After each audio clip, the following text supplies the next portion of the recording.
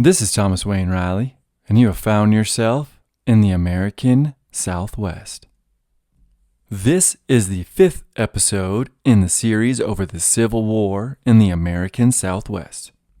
In this episode, Baylor and the Confederate territory of Arizona battle the Apaches. For those who listen to the Apache series, some of this will be a review. But there's plenty more than just the Apaches.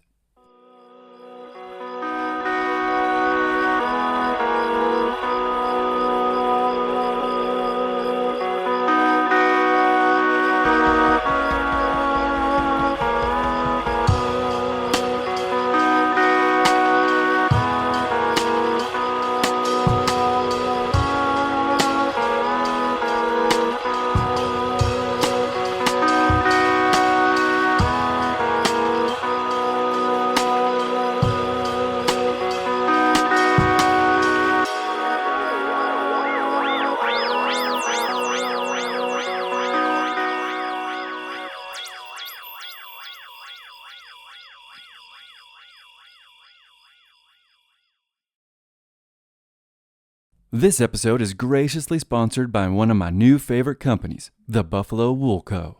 Y'all know I have great love and respect for America's national mammal, the bison. My very first episode was over the wild and woolly beast, so when I tell you I discovered a company that makes 100% bison wool products, 100% in America, you know how excited I got. The Buffalo Wool Co. makes the most incredible and comfortable socks you've ever worn. Not only are the Buffalo Wool Co. socks comfortable, but they are warm. You can wear them in the house, to bed, or on a hike. I wore mine in the sands of Great Sand Dunes National Park, and I've worn my Buffalo Wool Co. socks while hunting in the northern forests of Wisconsin. I plan on wearing them for the rest of my life. Buffalo Wool Co. 100% guarantees you will love the product or your money back. The owners of Buffalo Wool Co. have been raising bison in North Texas for almost 30 years, and they're even more passionate about the amazing animals than I am. Buffalo Wool Co. not only makes socks, but also knit caps, gloves, scarves, and extremely warm and comfortable clothing for kids. My wife and I have a little one on the way, and I will absolutely be keeping our kids snug and warm with the Buffalo Wool Co.'s expanding brand. If you like being comfortable and warm and looking awesome while doing it, and if you support 100% made in America clothing, by people who are passionate about these animals and the ranchers who raise them, you will love the Buffalo Wool Co. Head over to their website, thebuffalowoolco.com, or my website, theamericansouthwest.com, where there will be a link on the home page. That is thebuffalowoolco.com. Even the few Americans left in the country were not at peace among themselves. The chances were that if you met on the road, it was to draw arms and declare whether you were for the North or the South. That is a quote from the self-declared father of Arizona, Charles Poston, writing about 1861 Tucson.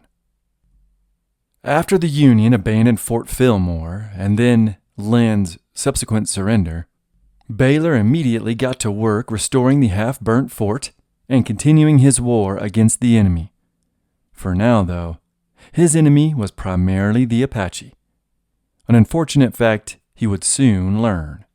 At Fillmore, Baylor gave the command of the fort to Travonian Theodore Teal, and then he ordered him to fix it up for the use of Confederate forces.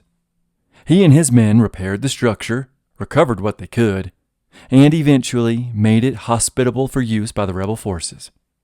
Shortly after this, Baylor would appoint Teal as judge of the 1st Judicial District of Arizona. He'd hold that post until December, creating and keeping the courts going while Baylor was military governor of the Confederate Territory of Arizona. It was an important job that was proving difficult. A lot was proving difficult for Baylor. But immediately after his stunning victory, things were looking great. Right after Lynn's surrender, a Southern hero named Colonel Albert Sidney Johnston, he would arrive with some defectors from California. While this was good news for Baylor, it was actually bad news for the Confederacy. You see, Colonel Johnston, he had been put in a very similar situation as had General Twiggs over in Texas. Twiggs, remember, although a proud Southerner from Georgia, he had been reluctant to surrender the Federal forts, soldiers, and equipment over to the newly seceded Texas. Of course, he eventually did surrender it all, and he would soon join the Confederacy as a major general, although Twiggs would be of little use to the cause, and he would die from pneumonia in Georgia in 1862. So Colonel Johnston, he had been in a similar situation over in California. At the outbreak of the Civil War, Johnston was the commander of the U.S. Army Department of the Pacific in California. He was the Twiggs of the whole region. At the outbreak of the war, he should have, according to Richmond, surrendered all federal posts, forts, supplies, and the Southern sympathizing soldiers over to the Confederacy. The entire state of California could have, under his guidance, gone to the rebels. But instead, he resigned his post at the outbreak of the war, enlisted as a private in the Los Angeles Mounted Rifles, and had taken a few Confederate sympathizers with him east, where he hoped to find glory in the battlefields of the war proper. He didn't want to be stuck out in the far west, missing out on all the glory. Donald Fraser in Blood and Treasure, Confederate Empire in the Southwest, writes of him, quote, "Not only did he distance himself from the rebels on the Pacific coast, he offered neither aid nor advice. His background indicated he was a perfect imperialist, for he had fought in Texas during the Revolution, and had served as that state's Secretary of War. He had led troops in Mexico and in the latter campaign against the Mormons. He and Henry Sibley were friends. Everything about Johnston indicated that he would be a key to the Southern Empire by delivering California. Instead, he had quietly resigned and, in reality, fled. His destiny, it seemed, lay elsewhere." End quote. I will talk about Sibley a lot in this episode, but this was a crushing defeat for the Confederacy in Richmond's eyes. But in Baylor's, Johnston was a welcome, albeit briefly welcome, Southern hero that he could rely on. Governor Baylor, upon meeting with the newly arrived Johnston, immediately gave him his command of the troops in Arizona.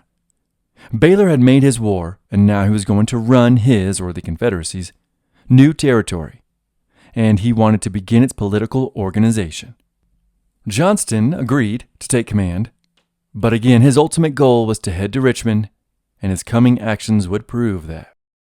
Military Governor Baylor, as I mentioned, he had some problems. As Fraser eloquently writes, quote, "Baylor had initiated the process of empire, but the task seemed on the verge of overwhelming him." End quote. To begin with, Mexicans across the border, excited at the disorientation in the states, planned to take back Tucson from Mexico. Those rumors began to swirl in Mesilla, the territorial capital. Already, Mexican banditos were raiding herds of cattle and horses. They were killing Americans, and they were burning ranches. But that was nothing compared to the stories Baylor heard coming out of Apacheria. As mentioned, at the outbreak of the Civil War, Union forces abandoned southern Arizona, and as Sweeney in Mangas Coloradas writes, quote, "Like dominoes, one Anglo institution after another fell as Americans withdrew from stage stations, ranches, forts, and mines." End quote. This left many southern Arizonans in complete disarray. Sweeney continues, quote, "Many of southern Arizona's citizens, now faced with a general Apache war, had to flee on the heels of the military to escape with their lives." End quote. And this all occurred right after the Bascom affair and Cochise's cutting of the tent, which is obviously something I describe in depth in the Apache series, so I will not go over it again here. I must direct you to the Mangas episode titled War to the Knife. After the cutting of the tent, right as the federal forces abandoned southern New Mexico and Arizona, Cochise declared war on the White Eyes, and with him was Mangas Coloradas. Because of the federal abandonment, Cochise and other Apache warrior leaders believed it had been their doing that had driven out the White Eyes. So, naturally, they continued and in fact increased their war. In their eyes, it was working. Between 1861 and 1863, Apaches would ambush and kill over 100 White Eyes in the Confederate territory of Arizona. It did not matter to these Apaches, who were led by Cochise and Mangas Coloradas, if these men they were killing were Southern or Northern sympathizers. They were White Eyes, and they had to be exterminated. This is the environment that Baylor had declared himself governor of. Lucky him. But it wasn't just in Arizona that Baylor felt the Apache problem. Over in Texas, near Fort Davis in the Davis Mountains, which are, yes, named after President of the Confederacy, Jefferson Davis, but not because of that, but instead because of his Mexican-American War campaign. But over in Texas, near Fort Davis, Apaches were killing Confederate soldiers. They were raiding horse and cow herds and generally making life hell for the new self-declared governor and everyone that lived under his reign. Also, up at Fort Stanton, which the rebels briefly held after Lyon's surrender, which prompted that Union commander at the fort to abandon it. Over at Fort Stanton, which is north of the Sacramento Mountains, near modern-day Ruidoso, on August 29th, a scouting patrol of rebels were ambushed. Fraser writes of this, and he says, quote, "On August 29th, 4 men left the post to scout for Indians in the Guyanas Mountains. Foolishly napping beside a picturesque spring, the unsuspecting men awoke to prepare breakfast." Now quoting a Lieutenant Pulliam, quote, "While in the act of cooking, 3 Indians were seen running over an adjoining hill." Lieutenant John R. Pulliam of Company D, 2nd Texas, reported to Baylor. "The men immediately saddled their horses, and while in the act of doing so, they were assailed by a shower of arrows." End quote. The outmatched rebels took positions behind trees, but died one after the other. Finally, in desperation, the only surviving Texan leapt upon his horse and rode over a precipice. Miraculously, he and his mount survived. End all quotes. In another town known as Placitas, also near Fort Stanton, Apaches attacked that town, and again Pulliam raced to defend the settlers. Fraser writes of this battle, quote, "Pulliam and 15 men galloped to the rescue, killing 5 mescaleros in a running fight. In a driving rain, the soaked and exhausted squad returned to the fort. Unable to cope with the Indian raiders, the Texans abandoned Fort Stanton." End quote. It wasn't even the Union forces that were incurring losses to the rebels in the beginning of Baylor's reign as military governor. But these eastern Apache raids, they were nothing compared to what Cochise and Mangas were up to in the west. Because the Union's troops had abandoned the area around Tucson, and again I talked a lot about this in the Apache series, but the area around Tubac and Tucson were completely abandoned by the Federals. On their way out, they gave the settlers 3 days to pack up and come with them, or they were going to be left behind. And on top of that, the Union soldiers said no one could get within 15 miles of their own withdrawal. They had to stay back and hopefully not get picked off. The civilians were mortified and unsure of what to do. Many followed, but some residents stayed, at least for a while. Eventually, many would risk the dangerous trek through Apacheria by themselves to reach Mesilla and quote-unquote civilization. One such group that left the Tucson area a bit late was the Ake Party, which again I talked about briefly in War to the Knife, but with that party was Kit Carson's older brother, Moses Carson. The party consisted of 24 men, 7 women, 16 children, and half a dozen slaves, along with plenty of wagons and hundreds of beeves and sheep. Once the party got to the infamous Cook's Canyon, that canyon littered with bones, skulls, graves, and death, once at Cook's Canyon, Cochise and Mangas led 200 warriors in an ambush on the party.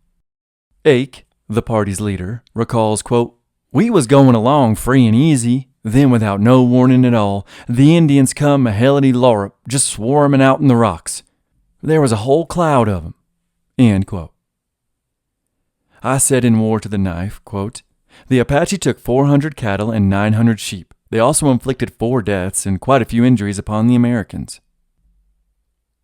When the survivors of the Ake Party reached Pinos Altos, Baylor's Arizona Guard gathered about 30 men and rode for Mexico to intercept the stolen loot and to punish the warriors. I said of this in that episode, quote, "Arizona Confederates would actually pursue Cochise's band south immediately after the Ake Massacre while they were trying to enter Mexico to sell their loot, as was customary now that the war had begun against the Americans.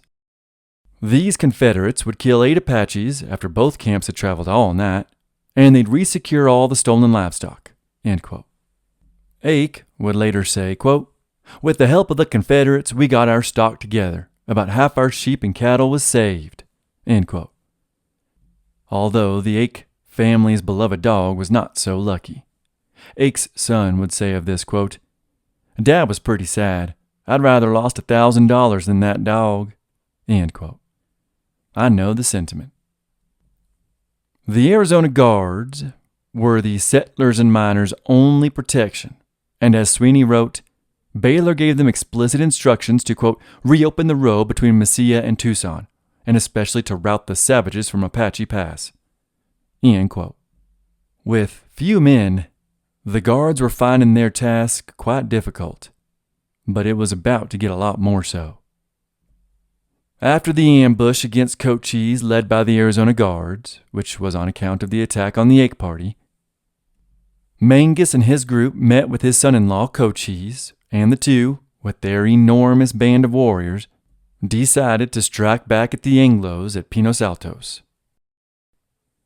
At this time, the Confederacy was extracting resources for the war at the famed Pinos Altos, which I talked so much about in the Apache series. Pinos Altos was the little mining camp near the future Silver City, and it's in the Mogollon Mountains. It was really the only White-Eyes settlement between Mesilla and Tucson, and it was the base of operations for the Arizona Guards. It was here that Cochise and Mangas would shortly attack. The Apaches attacked at the first sign of daybreak on September 27, 1861, when they simultaneously began the battle at every spaced-out camp in the small town. Sweeney, in Mangas Coloradas, writes, quote, "In unison, the horde of whooping warriors charged down the hill and attacked the settlement." End quote. The fighting was incredible, and eventually by noon, it was hand-to-hand, war to the knife. On the main street outside a hardware store known as Roman Supply Store, that's where most of the fighting was most brutal.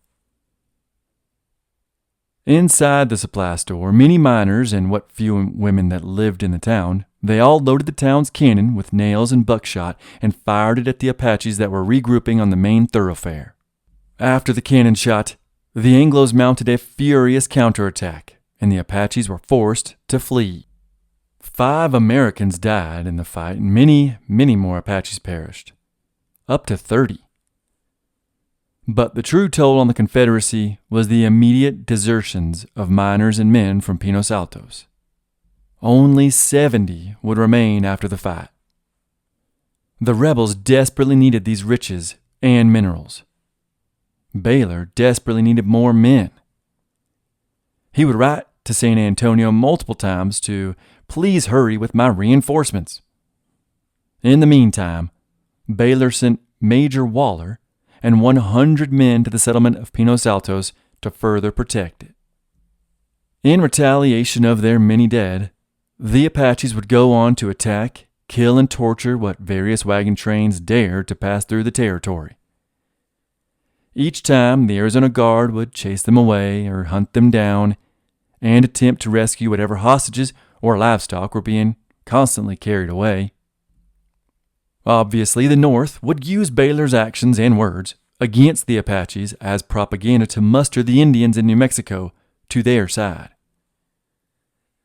Jefferson Davis, who himself had a sour taste about Indians, as I went over, he nonetheless did not like this type of violence. And during his time in the Mexican-American War, he would chastise his very own men when they treated the Mexican Indians harshly. So Jeff Davis and the CSA leaders in Richmond were none too thrilled about these depredations against the Apaches. After all, if you'll recall, Baylor's actual command towards the Apaches went like this, quote, "The Congress of the Confederate States has passed a law declaring extermination to all hostile Indians. You will, therefore, use all means to persuade the Apaches of any tribe to come in for the purpose of making peace. And when you get them together, kill all the grown Indians and take the children prisoners and sell them to defray the expense of killing the Indians. Buy whiskey and such other goods as may be necessary for the Indians. I look to you for success against these cursed pests who have already murdered over 100 men in this territory." End quote. As we will get to shortly, the Confederate Congress had in fact not passed such a law. Shortly after the attack at Pinos Altos, Mangas would meet with 2 Arizona guards and suggest that he bring his people in. Maston, one of the Arizona guards, he would pass on news of this meeting and Mangas's proposal to Baylor over in Mesilla. Baylor's reply was infamously, quote, "Kill them any way you could." End quote. Baylor said that he, quote, "did not care whether he made them drunk, poisoned them, or shot them on sight." End quote. Before long, Baylor and the Confederate territory of Arizona would be able to breathe a sigh of relief when Mangas and Cochise fled to Mexico.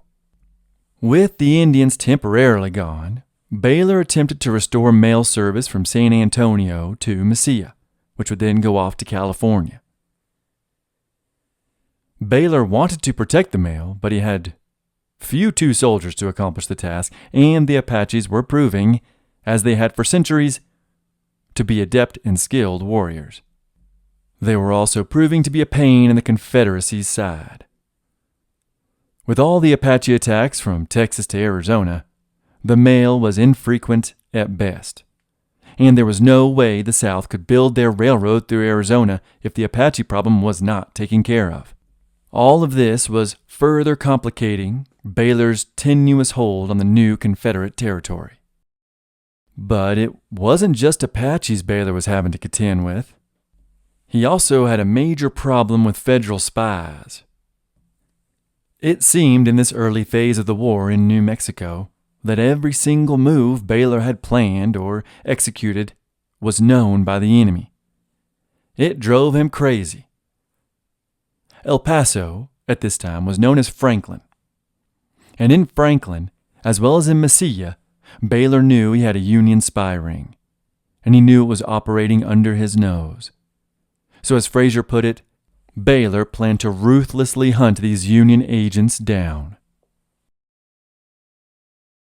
One of these spies was named W. Mills, and he was a resident of El Paso, which was across the border from Franklin in Mexico, today's Ciudad Juarez.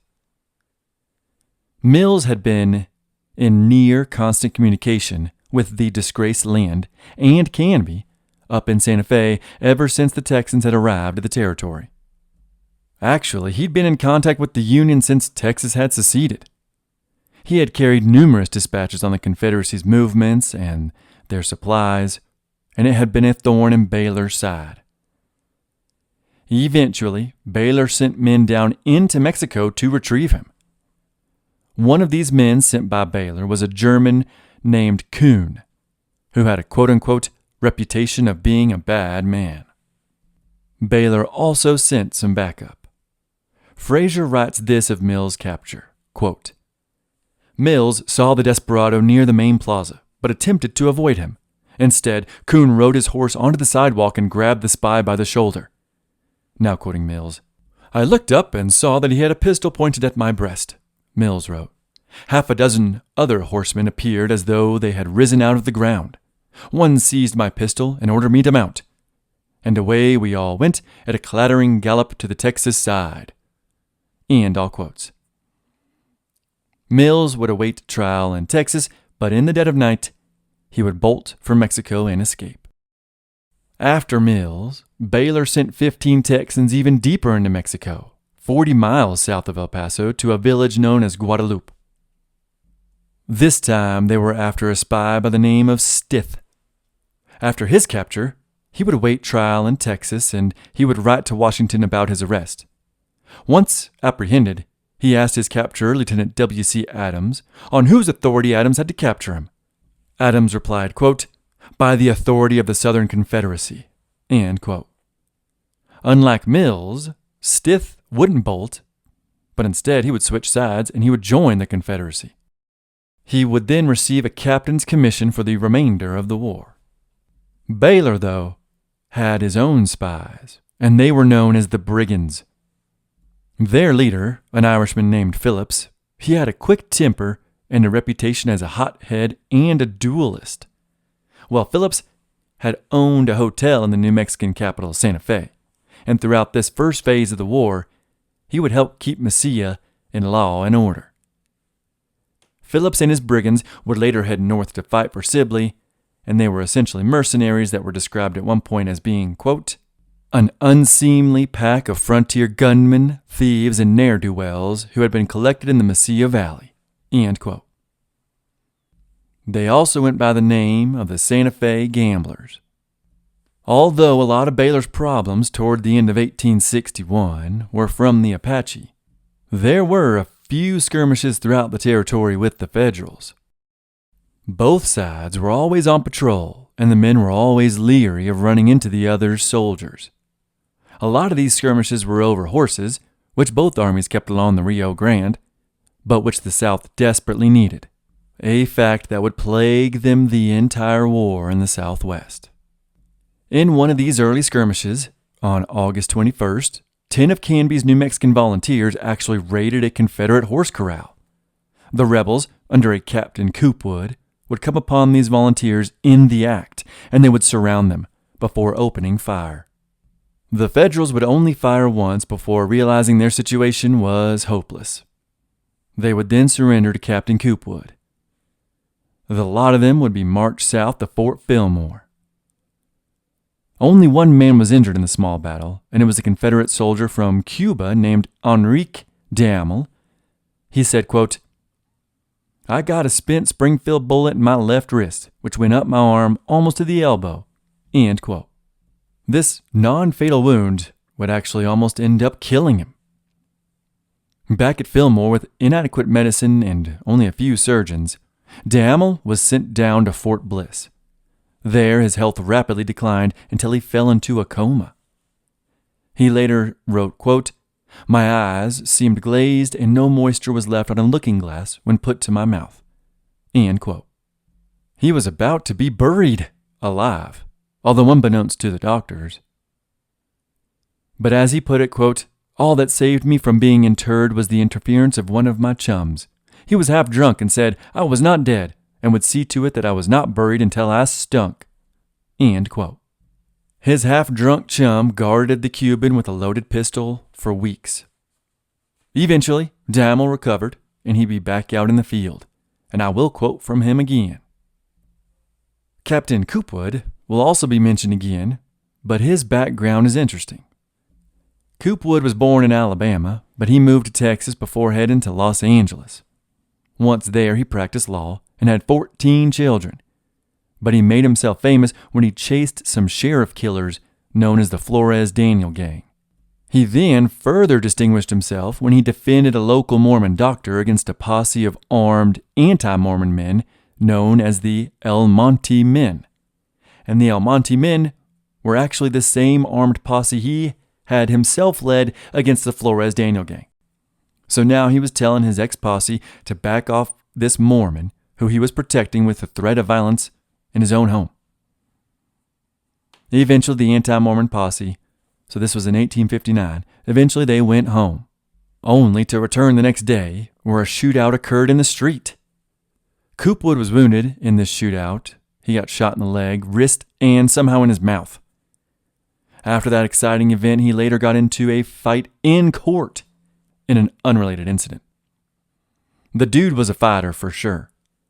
He was fluent in Spanish, and he was somewhat wealthy, but in 1861, he left California and returned to Texas. Once there, he would form the San Elizario Spy Company, which would ultimately saddle up and ride into New Mexico with Baylor. And they would play an important part in the entire campaign. Back at Mesilla, while Baylor had his brief stint at empire building, when he had left command to Colonel Johnston, the rebels heard rumors of a column of U.S. regulars from Fort Buchanan who were approaching Fort Craig. Fort Buchanan was southeast of Tucson and due west of Tombstone, and those soldiers had finally abandoned the post and were heading to Craig. When Johnston got wind, he sent out some rebel cavalrymen to surveil the column. Johnston would now command his first Confederate army in the entire war, although it would not be his last. It would be his last in New Mexico. At a village known as Pecos, Colonel Johnston had his 400 forces take position in the hopes of cutting off this approaching group of Federals. But instead, the Union forces got wind of the impending trap. In response, they burned their many wagons and all their extra supplies, and then they marched north around the ambush and made it to Fort Craig safely. The very next day after this missed opportunity, Johnston would resign his command of Arizona and he would head east for Richmond. He wanted real glory, not this cowboy and Indian game in New Mexico. On his way out, he would take Baylor's own brother, Wythe, with him as aide de camp. Johnston again dropped the ball. Despite this setback, at least at first, Baylor was beloved by both his men and the men in Richmond. Meanwhile, at the Yankee capital of D.C., the war planners began to worry about what was happening in New Mexico. Canby had previously been told to send every single Federal regular east for the war effort there. But for his part, Canby sensed the danger approaching from the south, so he sent back only 1,000 while refusing to send back any more. He knew the dangers of the rebels to the south, and according to reports, more and more of them were joining the fight every day.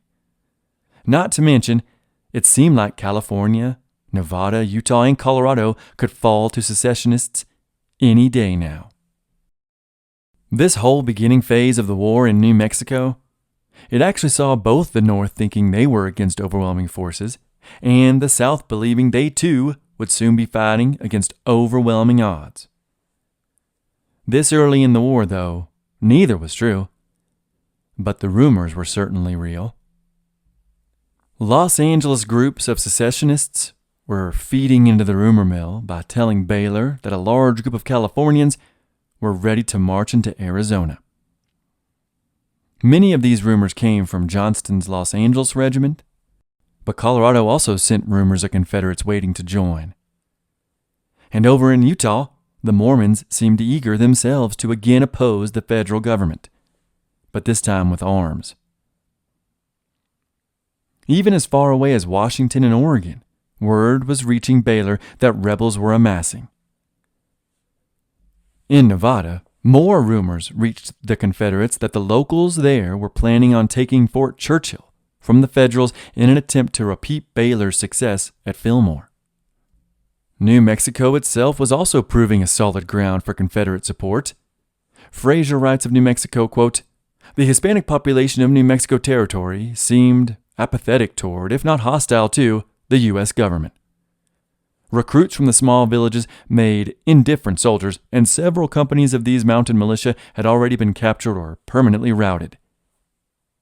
Near Fort Stanton, rebel forces had surprised, disarmed, and paroled more than 40 members of one New Mexico command." End quote. And future skirmishes with Coopwood would repeat that victory. The New Mexicans just didn't seem that interested, and what few volunteers were streaming into Fort Craig from the countryside had low morale. After these rumors reached Baylor, he ended up moving headquarters from Mesilla to the town of Doña Ana, which was 20 miles up the road from Mesilla. He then ordered a forward operating base be established at Robledo, north of Doña Ana and only 70 miles downstream of Fort Craig. Baylor wasn't just working on military matters, though. He was also trying to gain Hispanic support. The Confederates opened a school in Mesilla to teach the children there English. Actually, 10% of his command was Hispanic. He commissioned 3 of them to raise Spanish-speaking companies who would then go fight Apaches. These Hispanic Apache hunters actually proved to be quite successful, too. And according to Fraser, quote, "A delegation of local Hispanic leaders, no doubt at Baylor's suggestion, even wrote a note to Jefferson Davis in Spanish recommending that the governor and benefactor be promoted to brigadier general." End quote. From his new headquarters at Doña Ana, Baylor began making plans to expand the empire. He began making arrangements to take 1,000 troops he would soon receive, he hoped, from his reinforcements under Sibley. He planned to take these troops to Tucson, where he would either fight in Sonora, Mexico, or in California. To help facilitate this, since Johnston had left, Baylor made Major Edwin Waller his second in command. This would allow Baylor to continue to recruit and build. Unfortunately, Waller wanted nothing to do with this, so he appointed Samuel Jones, a pro-slavery veteran of Bleeding, Kansas, as second in command and civilian governor. None of this mattered to the Texan forces, though, and they still all called Baylor their governor, and he pretty much acted like it. Baylor had let his overwhelming success against the Federals get to him a little bit. He had no formal military training, and in some areas it began to show. He was also gaining a bit of a reputation for being unpredictable, violent, and a little difficult to control. As we will soon see, all of this may make one a good battlefield commander, but it doesn't necessarily translate into being a good military leader. That did not stop Governor Baylor's dreams, though. Baylor felt like Richmond should make him a brigadier general, and with his 1,000 troops in Tucson, he wanted to take Guaymas, which is a town on the coast of Sonora, where he would establish a Confederate port, and that is where Southern cotton could be exchanged for much-needed supplies. But first there were some steps he had to accomplish along the way. So, with the help of Tucson politician Palatine Robinson, Baylor made plans to make that town a bastion of Confederate power, which he would then take the Union-held mines in Arizona with. He would then relentlessly attack the Apaches in both Arizona and northern Mexico, finally putting an end to their depredations. He would also heavily patrol the road from Guaymas in Mexico to Tucson to make sure goods were delivered. He would then infiltrate California with Confederates who would arm, organize, and lead the secessionists there.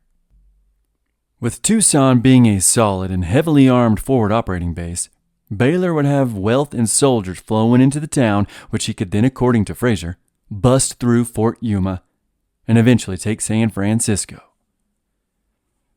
But all of this depended on the incoming Sibley and his reinforcements.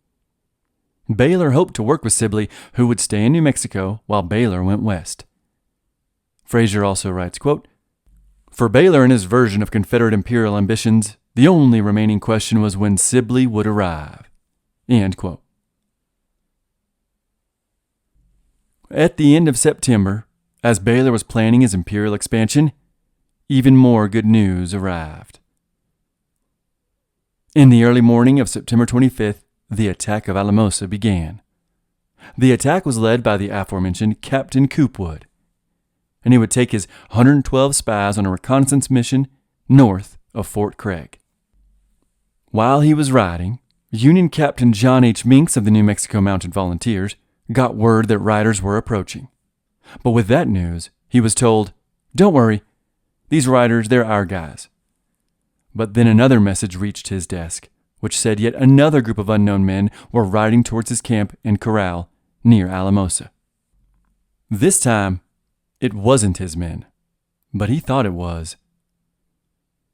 Coopwood, after finding out that there was no artillery to blast he and his men away with, he decided at 2 a.m. to attack the camp and hastily made corral at the small town of Alamosa.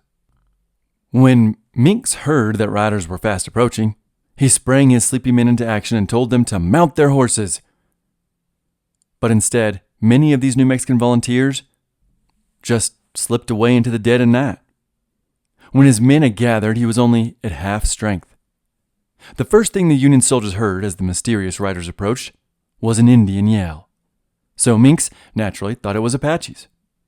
Here is what Minks said at the beginning of the battle. Quote, "At this moment, a terrible Indian yell was heard from town. I was prepared to march to the rescue of the inhabitants when we heard distinctly cavalry coming down on us. and a voice near our line hallooing out, "Here's their camp! Give them hell!" I then knew they were Texans. End quote. That Indian yell would be the rebel yell. If you haven't heard that horrific sound, you should find that video on YouTube of surviving Confederate veterans recreating it. It's haunting. The dead of night attack was soon fought in a little village from house to house and hand to hand. All the while, even more New Mexican volunteers decided to heck with this, and they abandoned the town for the wilderness. To clear up the confusion in the dark, though, Minks ordered his men to set fire to some of the village's houses, but they were repelled by rebel bullets. The back and forth firing into the darkness of night would continue until morning. When dawn awakened and the sun began to rise, Minks found that he was in command of only 10 men. So at 8 a.m., surrounded and without soldiers, Minks surrendered. Coopwood collected 3 wagons of ammo, some horses, and some mules, while his other soldiers rounded up about 25 New Mexicans who had fled into the night. 4 Federals were dead and 6 were wounded, while all of the Texans remained unharmed, although they did lose 4 horses. The stragglers and soldiers were sent north to Santa Fe, while the Confederates took Captain Minks, 2nd Lieutenant Medina, and a sergeant south to the base at Robledo. But the battle wasn't over. While they all marched leisurely down the road, happy in their victory, the rebels were surprised by a Union counterattack. This was the group that Minks mistook the rebels for. The surprised Texans soon found themselves surrounded and fired upon by 100 men of the 3rd U.S. Cavalry. Coopwood would later write, quote, "None of the ordinary ceremonies of attack were performed, there being no misunderstanding. We at once commenced business." End quote. 4 hours of constant firing from the Federal superior weapons began to take its toll as horses and rebels alike fell. The recently healed and ready to fight again Captain de Hamel was there, and he writes this of the battle, quote, "We discovered that about 30 head of our mules and horses had been wounded in the legs. We killed the poor beasts and formed breastworks of their dead." End quote. The bullets shot by and overhead the holed-up rebels at a slowly decreasing rate, because the Federals were running out of bullets, but all the while, these bullets tore up the trees and the dead animals the rebels were hiding behind. De Hamel then remarks that, unfortunately, one of the prisoners, the 2nd Lieutenant Medina, he was hit by one of these Federal bullets. De Hamel writes, quote, "The poor fellow was tied to a large Alamo, or tree. We thought he was out of range of rifle shot, but unfortunately a spent bullet hit him in the thigh and cut a large artery from which the poor man bled to death." End quote. By noon, the battle was over when the 3rd Cavalry had nearly exhausted their ammo. They would retreat, taking their 4 dead and 6 wounded with them. Coopwood would hold the stinking position for the remainder of the day and all throughout the night. He had lost 2 Texans dead and 8 wounded. Coopwood would later say of his soldiers, quote, "I would say to you, sir, that I have not witnessed such a display of manly courage and perfect order during my experience in wars. The officers and men acted more like veterans than volunteers. I cannot with words express the esteem I had for all who were there with me." End quote. While both sides would claim victory, only the rebels held their ground after 2 fraught engagements which saw more Federals fall than Confederates. Eventually, Alamosa would see a few more small skirmishes until the town became a certain no-man's land. But this good news was short-lived for Baylor at Doña Ana. But before we get into the coming crisis, let's finally meet Sibley and his army, which Baylor so desperately needed. Jefferson Davis and the Richmond leaders of the Confederacy had been getting consistent reports out of New Mexico, and although they were excited at Baylor's victories, they knew he was not long for the leadership position in that territory. He was inexperienced and a little more trouble than he was worth. And as events I will highlight later reveal, he was dangerous. The best man for the job, as far as Richmond was concerned then, was the Mexican war hero Henry Hopkins Sibley. He knew New Mexico. He knew the West. He was a professional soldier, experienced, and he would obey commands. As Fraser writes, quote, Baylor had requested a competent man, and Sibley's credentials convinced the Richmond government that he was.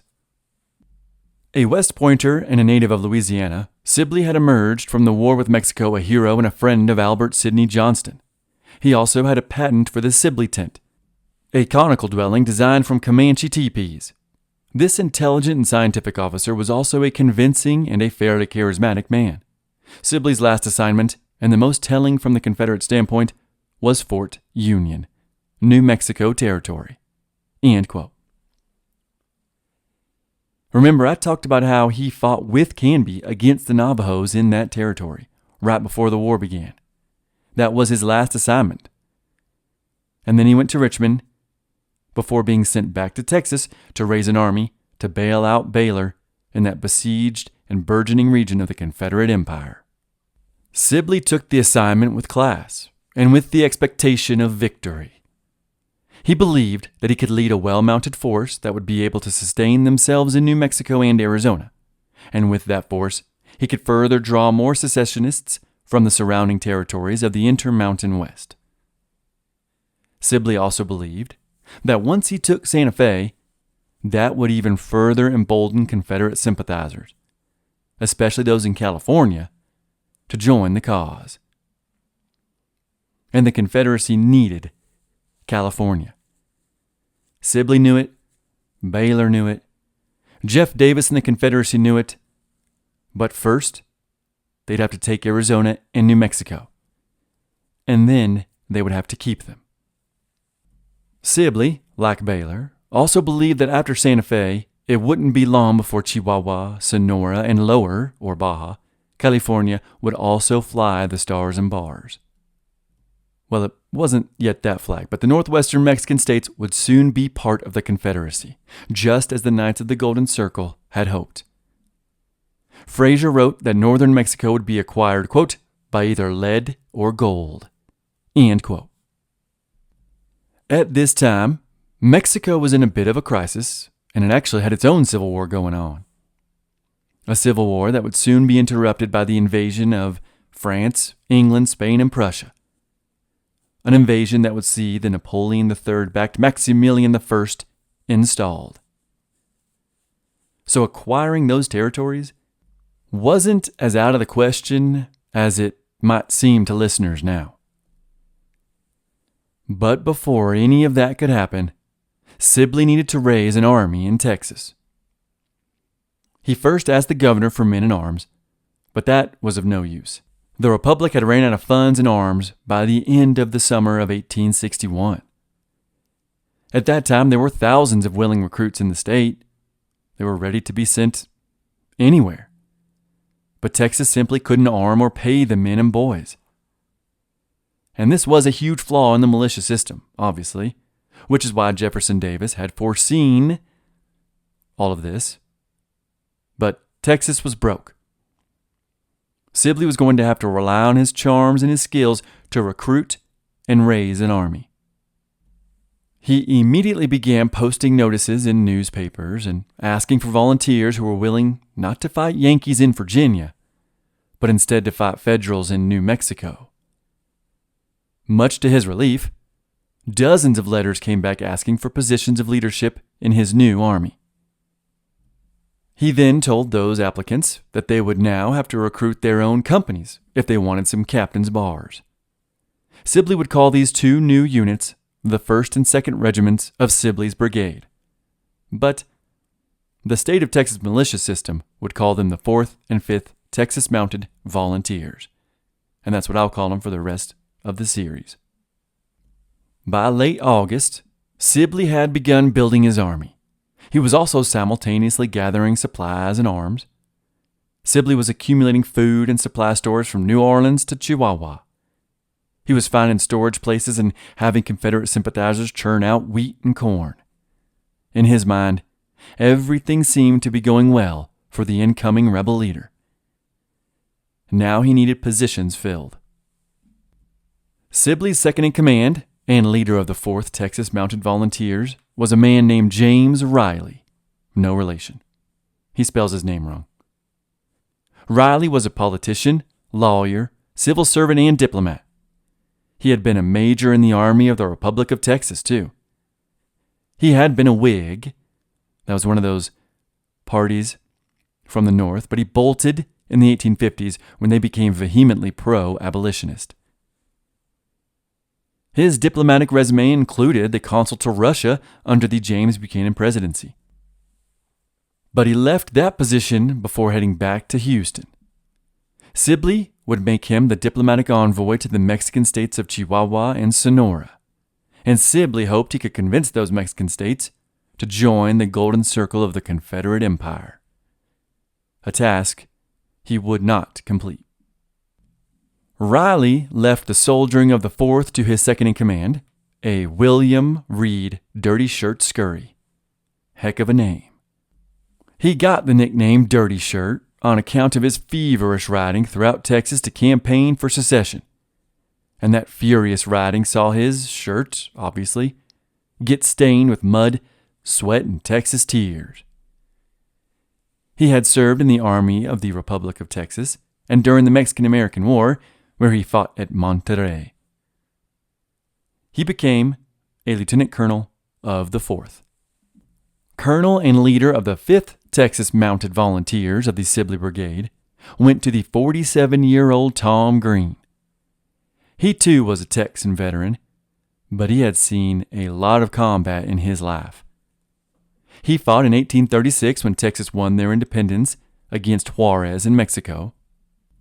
He then fought for years against the Comanches before he participated against the invasion of a certain Mexican General Rafael Vázquez into Texas.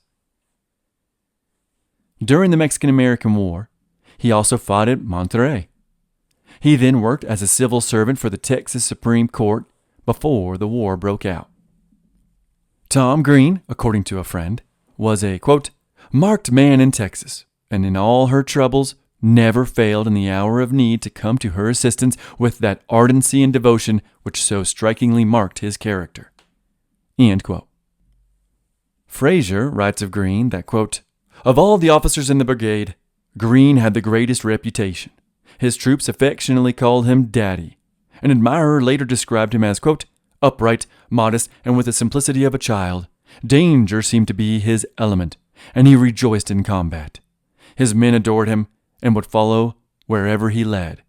The great Commonwealth will never send forth a bolder warrior, a better citizen, nor a more upright man than Thomas Green. End all quotes.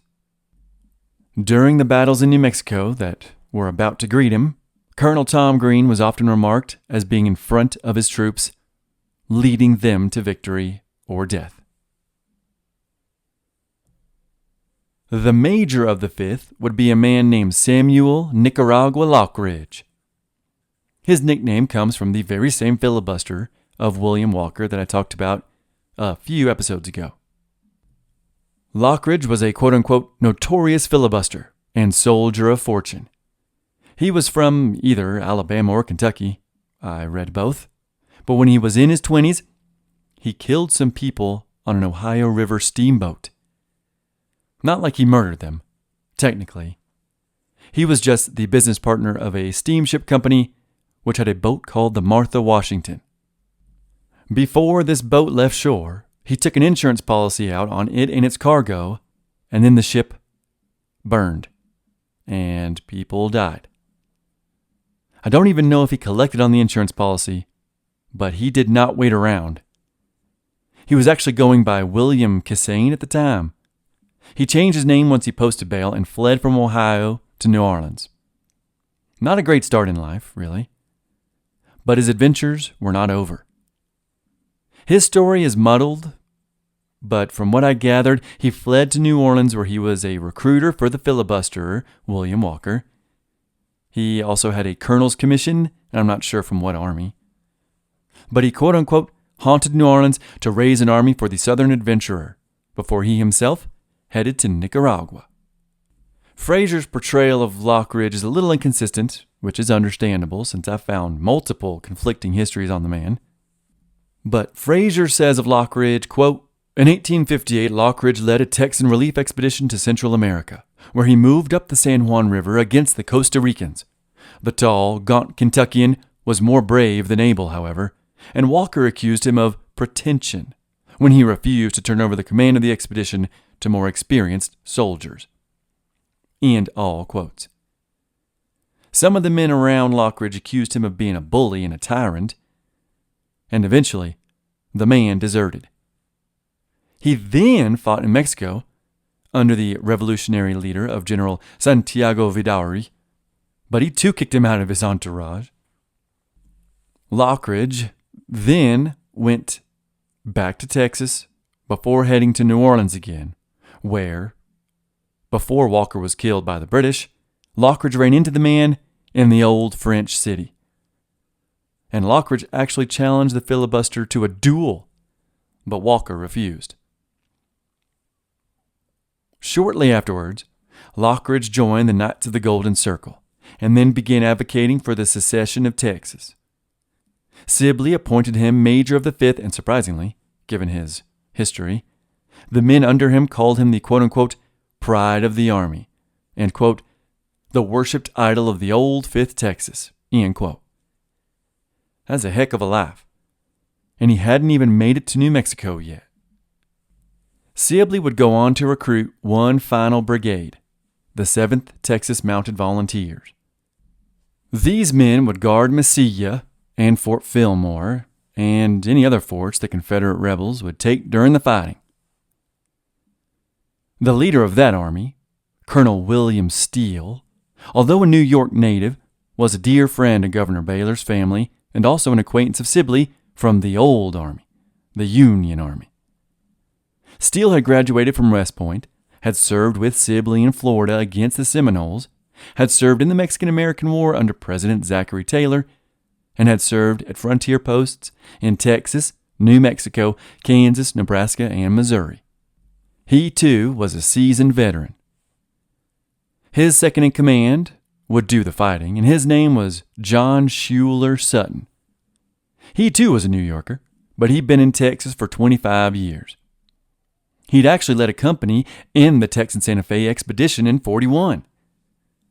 But like the rest of them, he'd been captured and held for 9 months in that horrible Mexican prison. He also fought during the Mexican-American War, and he fought at Monterrey. After that war, he floated around California before becoming a Texas Ranger. One fellow Texan wrote of him, quote, in every expedition that was organized, he was always among the first to proffer his services. End quote. And this Battle of Monterrey, which I just mentioned quite a few times, during the Mexican-American War, it was a very impressive urban battle that saw a lot of casualties on both sides. The city had not only a bunch of forts within and around it, but also a citadel. It was one of the decisive battles of the war, and it would lead to future President Zachary Taylor and the Union's victory over Mexico. Many of the men in Sibley's brigade came from the frontier counties of Texas, the areas of danger and excitement, the places of the frontier where Indians or Mexicans could raid your small town or homestead at any moment. But all of the men were brave, and they were ready to fight the tyrant Yankees, as they saw them.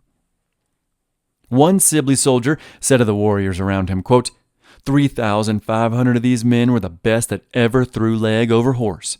All-around men, natural-born soldiers. They were under 25, with a liberal sprinkling of older ones who had seen more or less service on the frontier. End quote. Many of these frontier soldiers knew they would be going even further into the frontier. They saw it as a chance to enlarge the Southern Empire and enlarge their own wealth if possible. Quite a few other Texan soldiers simply wanted to fight against the Yankees, no matter if that was in Arizona or in the East. They saw Sibley's brigade as simply the easiest way to fight. One of these soldiers would write home and encapsulate what many of his brethren felt. Quote, I, William H. Cleaver, being about to submit my mortal body to the uncertainties of the present unholy war waged against the Confederate States of America under the auspices of the usurper and despot Abraham Lincoln, do make, ordain, and establish my last will and testament. End quote. Clearly, Cleaver was a true Confederate sympathizing rebel. But he was not the only one. Another rebel soldier, this one a 21-year-old Englishman, Henry C. Wright, who had only been in the state and the States for 5 years. Wright would write, quote, it took but a very little while for my mind to grasp and appreciate the Southern ideas of the states' rights and the white man's supremacy. So when the state voted for secession, I was among the first to volunteer. End quote. Wright's view kind of throws water on the first few episodes of this series since he was a pro-white Englishman. But one soldier's thoughts are not indicative of the entire kingdom of England, I suppose. And the same could be said of the Southern men and their view on the Confederacy. Although the war itself wouldn't have been fought if more than only a handful of Southerners were not on board in repelling the invaders from the North. One last soldier I will mention is a 23-year-old Virginian named Alfred B. Petticolas. I mention him because he will actually be a source for this series going forward. Petticolas was part of a troop known as the Invincibles, and before the war he was a well-educated adventurer and lawyer who kept exceptional journals throughout the campaign. I will use his journal and the editor's version, a book titled Rebels on the Rio Grande, and I'll use it quite a bit. Petticolas, since he was educated, but also tall, handsome, and popular, because of these qualities, he would be elected as 5th Sergeant during the war in New Mexico. While Baylor was struggling with the Apaches and the coming massive invasion from all sides, which I will talk about soon, while Baylor desperately needed Sibley's brigades and his reinforcements, these troops were doing actual training and drilling over in San Antonio. And they took an oath to the Confederate government, as one recruit put it, quote, as long as a fence rail, end quote. Unlike Baylor soldiers, these were going to be disciplined men of the Confederate Army. Although this would help them in the coming battles, these men wanted nothing more than to just go. Sitting around was not suiting them. They were young soldiers after all. One soldier, Private William Randolph Howell, would write, quote, we will be detained here perhaps 3 or 4 weeks. We are bound for Arizona and New Mexico sure enough. Ho for the long march. All of the boys seem certain of returning, most of them saying they were never born to be killed by a Yankee. Of course, all hope so, but that is yet to be tried. End quote. The only reason they were even being held back was because of supplies. Texas severely lacked them. Sibley truly needed them. It would take longer than he had hoped to gather them. Not only supplies, though, but transportation as well. But eventually, he would gather some 300 wagons and 3,000 mules and horses. He also amassed the necessary teamsters to haul the loads. These men were mostly Hispanic, so they and their wagon train were nicknamed simply Mexico. Eventually, too, Sibley would gather the necessary supplies, but they were not in the best of shape, nor were they uniform in their caliber or quality. These soldiers were given coon guns, duck rifles, shotguns, deer hunting rifles, smoothbore muskets, rifled muskets, revolvers, single-shot saddle pistols, swords, bowie knives, and even lances. Ammo was short. Ammo boxes were in even shorter supply. Sleeping bags were few, although they did get a bunch of those Comanche-style Sibley tents. Clothing included full military dress, but not a lot of it. And then a smattering of coats, pants, drawers, boots, brass buttons. It was a mess. But they took what they could get. And what they couldn't get, the soldiers would write home and ask for. By October of 1861, Sibley realized any further delays were pointless, and the equipment trickling his way was becoming of worse and worse quality. The time to leave was upon him. But the orders kept coming to stand down. One Sergeant Davidson, who I will quote a lot in this series, he would write of this hurry up and wait and say, quote, "After the organization was complete and after everything was ready to start, we were kept lying around for another 6 weeks. Several times orders were issued for us to take up the line of march, and we prepared to do so, but the orders were as often countermanded. Contrary to expectations, we have been compelled to lay around San Antonio for several weary, tedious months." End quote. But finally, Sibley gave the order. Riley's 4th left on October 22nd, Green's 5th left on November 2nd, and Steele's 7th left for El Paso on November 20th. It would be too late to save the coming embarrassment for Baylor, though. After that initial burst of great news from the various Western territories about their sympathies with the Confederacy and their urgent desire to join in the fight, no more of those sets of rumors made it to the Confederate territory of Arizona and into Baylor's ears. But other rumors did continue to swirl, and Baylor would take them as fact. News eventually started to trickle down that up at Fort Craig, there were now some 2,500 men ready to march south and overtake Robledo, Doña Ana, and Fort Fillmore.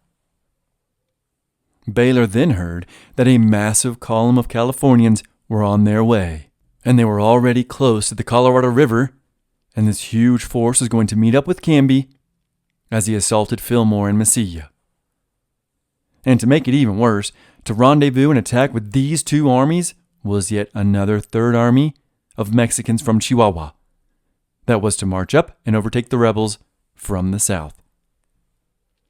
This huge, multi-pronged attack was to take place on November 1st.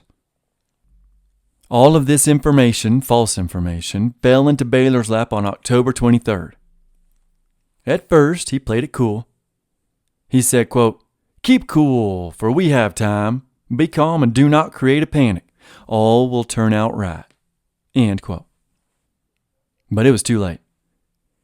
The Southerners and Hispanics in Mesilla freaked out, and they began to pack up for El Paso and Fort Bliss. And the local paper began printing these rumors as fact. So then Baylor issued orders to pack up the stuff and head even further down the Rio Grande past Fort Bliss. The editor of the Mesilla Times, who had once praised Baylor, had since turned on him. He was writing more and more vitriolic front-page stories on Baylor's failures against both the Apaches and his failures to govern properly. Angry at this massive advancing army, and for much expense, Robert Kelly, the editor, dismantled his press and shipped it to El Paso. Once word of this spread, of Kelly shipping his press, as Fraser puts it, the frenzy soon began to perpetuate itself. Baylor sent message after message to San Antonio pleading for men and backup. He wrote his superiors, quote, "I will keep the enemy in check, if possible, but send up men as soon as possible, for they will be needed. Hurry up if you want to fight." End quote. By the 25th of October, Baylor had lost his cool. Where on earth was Sibley and the Confederacy?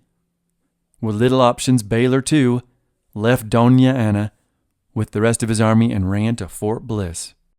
Now, I personally believe if Baylor had been a proper soldier, properly trained, and had spent just one single day, he got the news of the fake assault on the 23rd, and just 2 days later he was gone.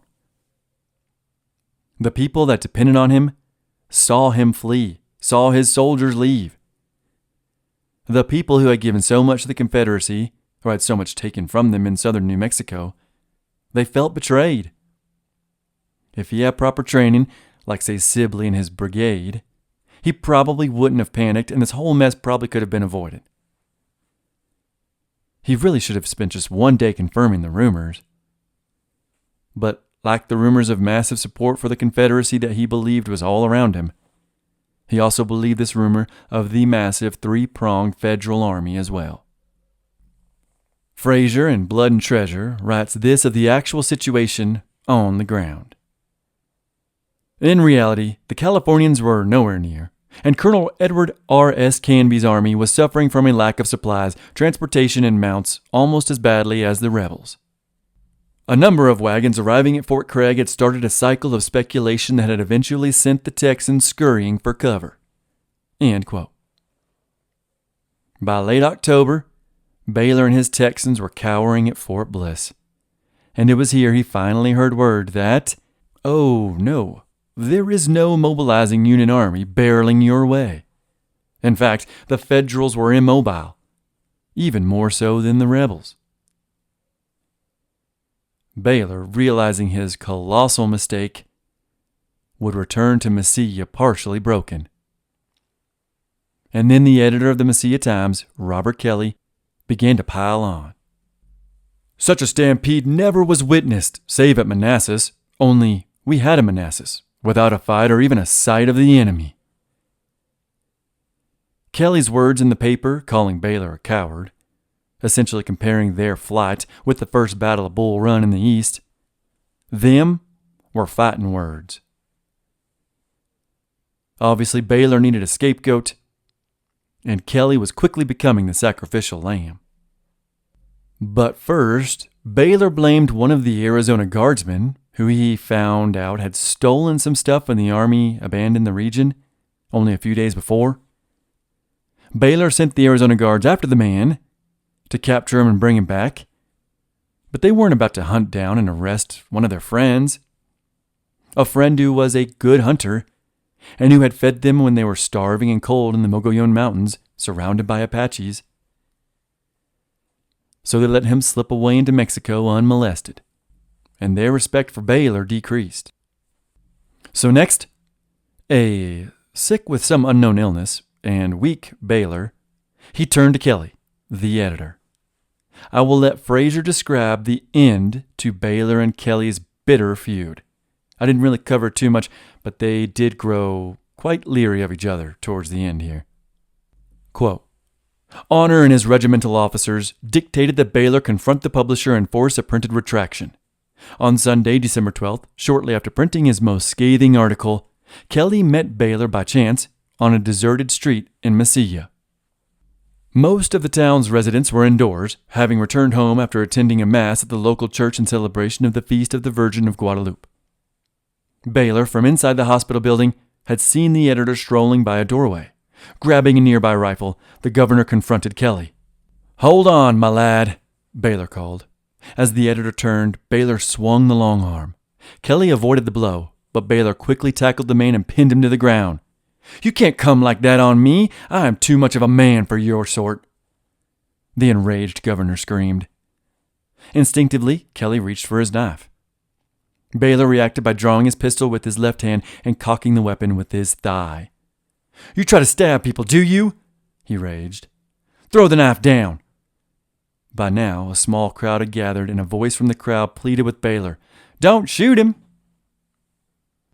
The governor, weak from his illness, continued his attempt to break Kelly's hold on the knife. Unsuccessful, Baylor thrust his pistol into the editor's face and pulled the trigger, sending a bullet crashing through the man's jaw and out his neck. Baylor stood up as the severely wounded Kelly convulsed on the ground.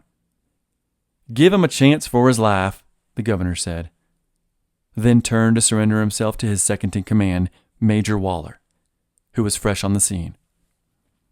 Kelly lingered for 2 weeks, managing to pen one more acid editorial against his assailant before he died. End all quotes. That is simply not how one acts as a leader. But again, Baylor was a warrior, not a bureaucrat. Obviously, this whole affair did not go well for the territorial military governor. The Hispanic population, once excited and jubilant for the rebellion, had now cooled off on their excitement. Things weren't better under the Confederacy in the far-flung territory. In some regards, they may have even been worse. And it wasn't like Richmond was showering them with any favors, or men, or supplies. Over in Tucson, the appointed Uri was becoming disillusioned as well.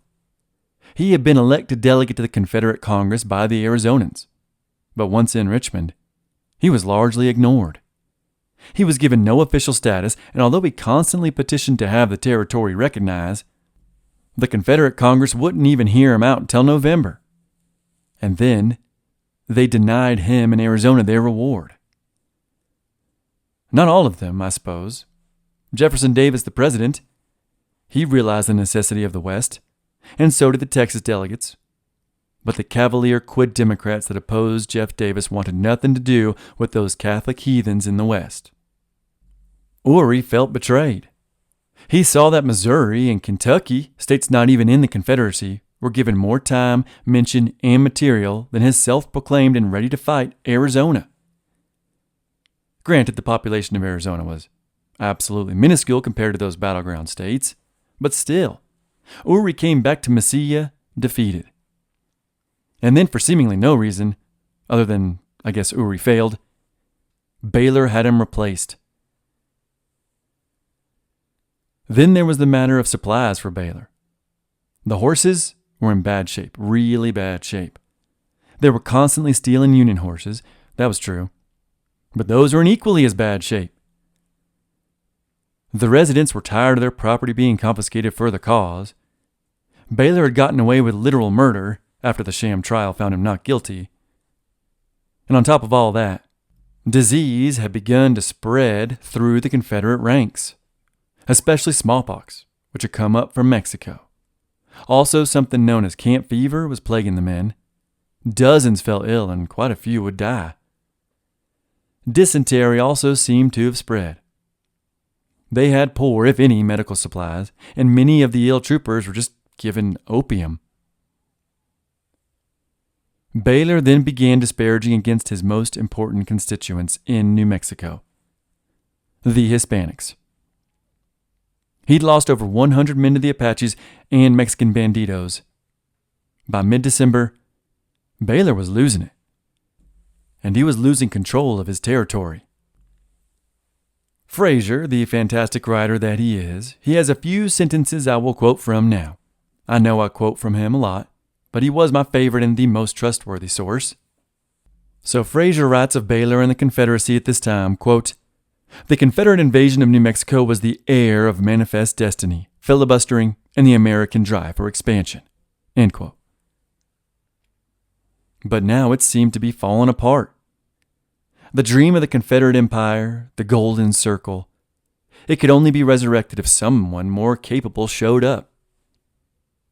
Here's Fraser again, quote, "The process had at first appeared easy, but now it had become apparent that Baylor's eagerness to be the standard bearer of Texan imperialism had landed him in difficulties he could not surmount. To Van Dorn in San Antonio, the self-proclaimed governor commented, quote, 'Now that I have taken possession of the territory, I trust a force sufficient to occupy and hold it will be sent by the government under some competent man.' End all quotes. Baylor would write Van Dorn, the head of the Texas Department, again, and he would say, quote, 'I would urge the importance of more men being sent to me. I can't hold the United States troops in check and operate against the Indians with the limited number of men under my command.' End quote. While Baylor and his empire-building operation were flailing in desperation, Sibley's brigades were marching onwards in their effort to save the Imperial Confederacy in the Southwest.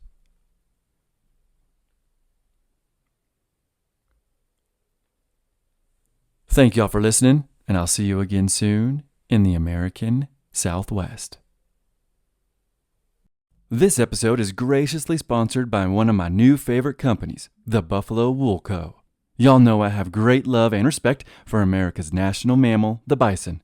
My very first episode was over the wild and woolly beast, so when I tell you I discovered a company that makes 100% bison wool products 100% in America, you know how excited I got. The Buffalo Wool Co. makes the most incredible and comfortable socks you've ever worn. Not only are the Buffalo Wool Co. socks comfortable, but they are warm. You can wear them in the house, to bed, or on a hike. I wore mine in the sands of Great Sand Dunes National Park, and I've worn my Buffalo Wool Co. socks while hunting in the northern forests of Wisconsin. I plan on wearing them for the rest of my life. Buffalo Wool Co. 100% guarantees you will love the product or your money back. The owners of Buffalo Wool Co. have been raising bison in North Texas for almost 30 years, and they're even more passionate about the amazing animals than I am. Buffalo Wool Co. not only makes socks, but also knit caps, gloves, scarves, and extremely warm and comfortable clothing for kids. My wife and I have a little one on the way, and I will absolutely be keeping our kids snug and warm with the Buffalo Wool Co.'s expanding brand. If you like being comfortable and warm and looking awesome while doing it, and if you support 100% Made in America clothing, by people who are passionate about these animals and the ranchers who raise them, you will love the Buffalo Wool Co.